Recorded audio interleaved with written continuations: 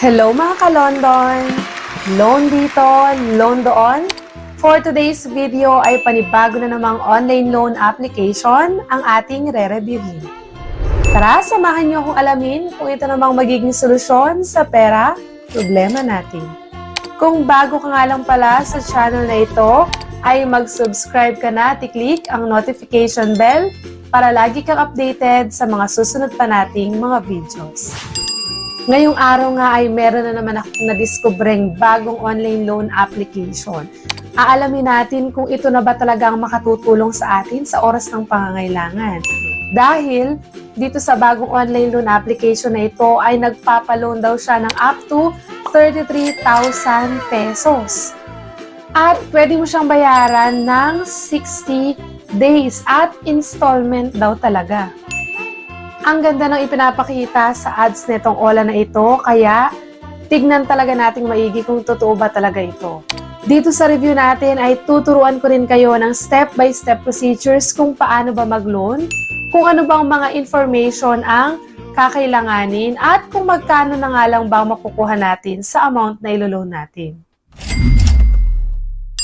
At lagi kong pinapaalala na syempre, kung desidido ka na talagang mag-loan at ngayong araw din ay maglo-loan ka na, is ilimit mo lang sa 3 hanggang 5 contacts ang nasa phone book ng iyong cellphone para at least kung mag-message man yung mga agent ng Ola ay hindi lahat masenda ng messages yung nasa phone book mo.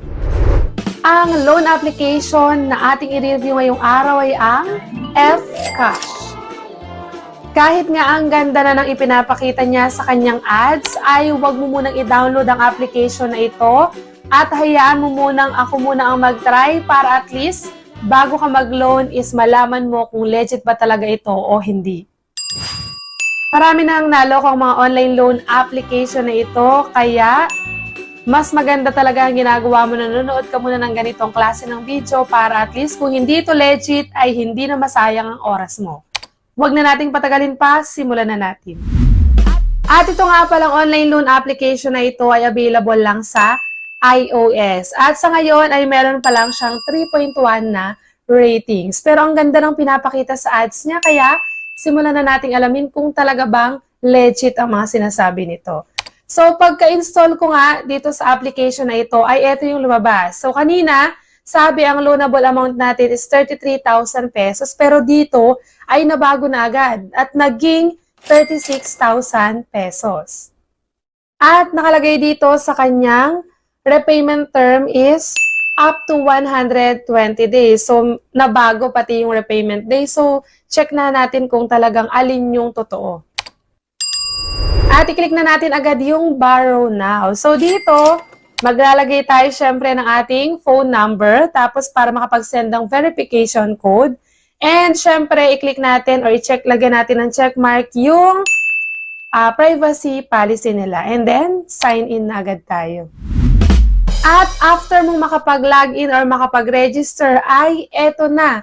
Makikita na agad natin kung magkano lang ba talaga yung amount na maloloan natin for first-time user. So, kung makikita nyo po dyan is, bibigyan tayo ng credit limit na 3,500 pesos. Ang kagandahan lang dito ay hindi ka na paaasahin ng napakataas na credit limit kasi madalas sa mga Ola na na-review na natin, makikita pa lang yung credit limit na ibibigay sa atin pag dulo na or after nating mag-fill up ng application form. Pero dito, hindi mo pa makikita yung loan details kung magkano ba yung makukuha mo dun sa 3,500 pesos na binigay niya sa yung credit limit. At kung interesado ka nga na makapag-loan ng 3,500 pesos at okay na sa'yo yung amount na yon at may repayment term na 60 days, itry na agad natin yung borrow now. At pagkatapos niyan ay tsaka ka palang mag-fill up ng 4 na steps. Dito ay 4 na steps. Una ay ang personal information, tapos dun sa employment information, kasama rin ang bank information at ang pinakahuli is contact information.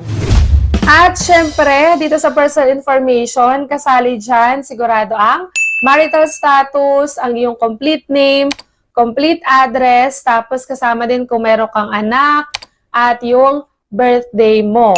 And dito naman sa employment information, syempre kung ano yung trabaho mo, kasalukuyang trabaho mo, gaano ka nakatagal sa trabaho, magkano ang iyong sinasahod or yung monthly salary mo tuwing kailan ka sumasahod.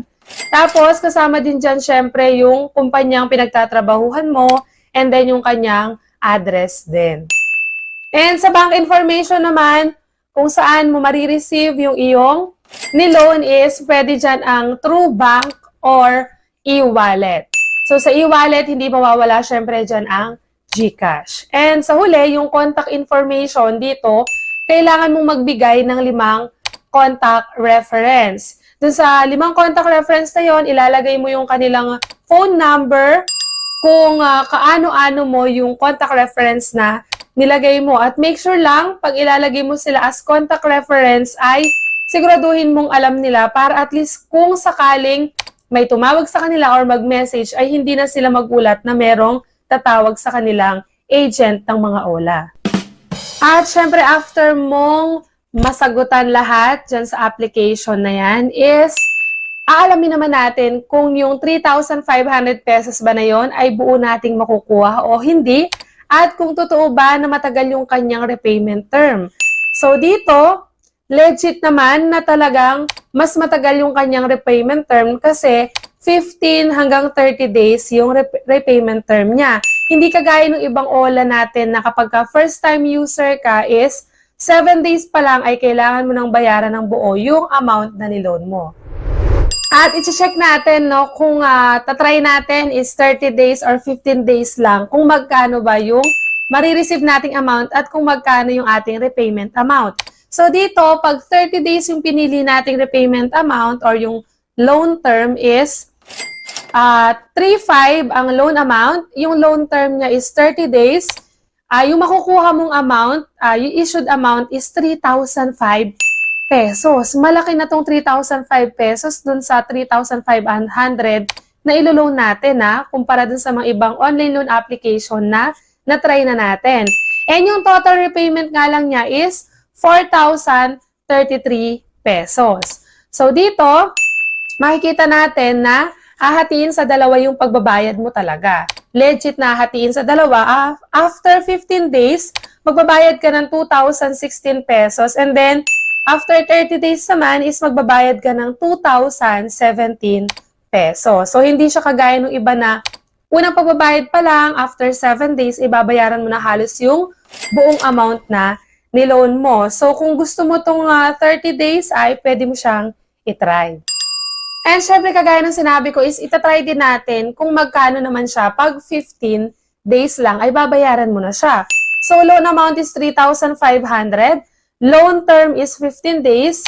Yung amount na makukuha mo is same pa rin, 3,005 pesos. Pero yung total repayment is mababawasan siya. Magiging 3,850 pesos na lang. And syempre, dahil 15 days lang ang pinili mong loan term, babayaran mo siya ng buo after 15 days, yung 3,850 pesos. At ang masasabi ko lang dito sa online loan application na ito is mas okay yung kanyang loan term kasi nga pwede kang pumili kung 15 days or 30 days at mahaba na yon para sa isang online loan application. At lalo na ikaw ay first time user. And kung kailangan mo ng pera na 3,000 ngayong araw, is makukuha mo naman yung amount na 3,000 na tinatarget mo. Kasi dun sa 3,500 na ilo-loan mo is makukuha mo ay 3,005 pesos kahit yan ay 15 days o 30 days. So nakita nyo naman po yung loan details at nasa sa inyo na po yung desisyon kung itutuloy nyo yung paglo-loan dito sa online loan application na ito. Pero syempre, chinek din natin kung ano ba yung mga reviews ng mga nakapag-try na din dito sa online loan application na ito. At ito na nga yung mga inilagay na review ng mga nakapag-try na dito sa OLA na ito. So sabi niya dito, the app will not tell you how much would be the amount to pay on your first payment schedule. Basically, your first payment is 99% of the whole loan amount. This loan app is Trickster. They gave me 121 loan terms day, but still, to my surprise, the repayment day is just 1 week. So, yun yung experience ng isa nating nabasa. And then, sabi naman dito ng isa, I was able to use the app and its services a lot of times in the past. I like that it was quick and seamless. They updated the requirements to include 5 references instead of 2. So, dati daw, 2 lang hinihingi, ngayon 5 na. Also, the 5K max was changed to 4K. I'd like to think that I have a good running record with them, but they aren't appreciative of that. I won't recommend using the app and their services. So, iba-iba talaga yung experience. Base dun sa dalawa nating unang nabasa is negative, pero meron din namang positive review. Nakalagay dito, good app and easy to use for application at approve agad. Thank you, fast cash, highly recommended. And eto pa, quick and easy to apply, less requirements and instant approval as well. When you are in need, this fast cash app definitely will help you. So ako, pinakita ko sa inyo kung ano bang naging experience ko dito at kung magkano ba talaga yung makukuha nating amount. At ang desisyon, lagi kong sinasabi ay iiwan ko pa rin po sa inyo. Kung gusto nyo pa rin itry, ay itry nyo po. At hanggang dito na lang ang ating review ngayong araw. Hanggang sa muli mga ka-London. Bye-bye!